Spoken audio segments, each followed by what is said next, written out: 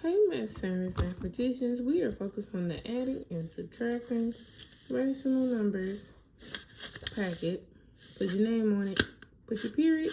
Put your date, please. Appreciate you. Alright, let's get started. So it says sketch a Venn diagram to show all the sets and subsets of numbers that you know. Use your Venn diagram to decide whether each statement is true or false and explain your reasoning.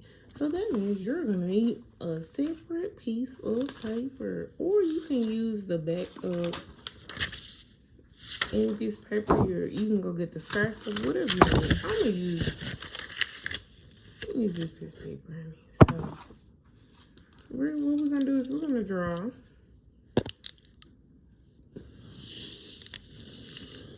okay, I'm going to draw a circle, and you should too.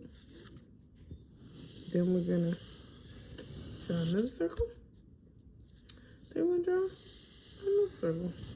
And this circle is going to represent rational numbers. This one is going to represent integers. This one's going to represent whole numbers. And this one is going to represent natural numbers. I know, there's not many places to write, but I got you. I'm going to teach you this. So rational numbers are your decimals, your fractions. I mean, they are your integers, because technically integers are rational numbers. However, they break down to integers or whole numbers, so we don't have to go there. But anyway, usually decimals, fractions, your terminating decimals, all that is your rational numbers. I'm going to use some examples in a minute. Your integers, these are positive, negative, whole numbers. Usually integers, in this, we put our negative numbers here. 0 is an integer, but it will be best put in the whole number category. So the whole number 0, 1, 2, 3, 4, 5, all the way to 100, 1,000, 10,000, whatever. Natural numbers, anything that's not 0, not 0, not 0, not 0. Natural numbers. So that would be your ones, your hundreds, thousands, 10,000s, anything that's a whole number that's not 0. Okay. Your integers are anything that are positive and negative whole numbers. So -1, -100, positive 100, all that. But we put positive 100 into whole numbers because, or natural numbers, it would go better there. But anything negative, go here. Rational numbers, let's do 0.333, which is 1/3. Same thing when we convert it to a decimal. 2/3. 0.666. All these are rational numbers. They are not integers. They are not whole numbers. They do not make like one number. They keep going and going and going. And hopefully, this is a repeating decimal. Hopefully, that. Repeating decimals. 1/8, 1/7, all those. They're rational numbers. And we'll talk more about that later. But let's get into the actual worksheet. Keep this handy, honey. Put it to the side. So let's look at number 1.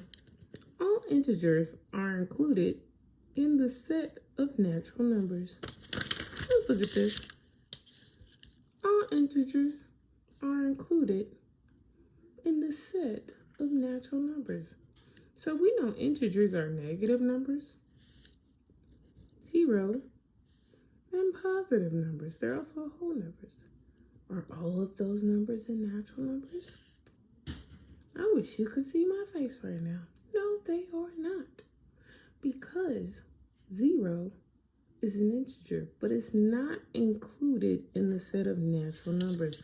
So, and also, negative numbers are not included in the set of natural numbers. So we're going to say no negative numbers,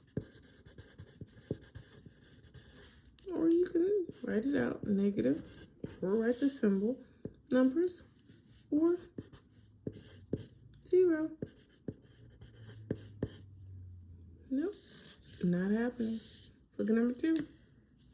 All whole numbers are included in the set of integers. Are all whole numbers go in integers? All whole numbers, they're whole numbers. They do go in integers. Yes, they do. So, yes, they do. That is very true. All whole numbers go in integers. Let's look at number 3. All rational numbers are included in the set of whole numbers. Are all rational numbers whole numbers? Do you see decimals down here in whole numbers?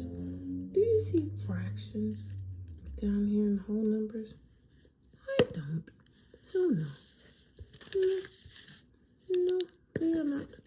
No. All rational numbers are not whole numbers. But all whole numbers are rational numbers. Let's look at number 4. 2/9 is included in the set of integers. Let's look at it. 2/9. We learned this a long time ago. 2/9. It is a fraction. It's a fraction. But technically, some fractions are integers. Just saying. What if I had 25 over 5? What's 5 divided by 25? It's 5 over 1. And what's 5 over 1? It's just 5. And isn't that an integer? Yes, it is. So, some fractions can be integers. But let's see if this is an integer. Let's divide. Top in, bottom out. Cowboy and the horsey. Remember that whole thing? Cowboy goes inside, horsey goes outside. 9 can't go into 2. So we're going to add a decimal 0. 9 into 2, 20 is 2. And add a 0. Bring it down. Oh, gosh. This is one of them repeating ones, honey. One of them repeating. But that's okay. Let's see what happens.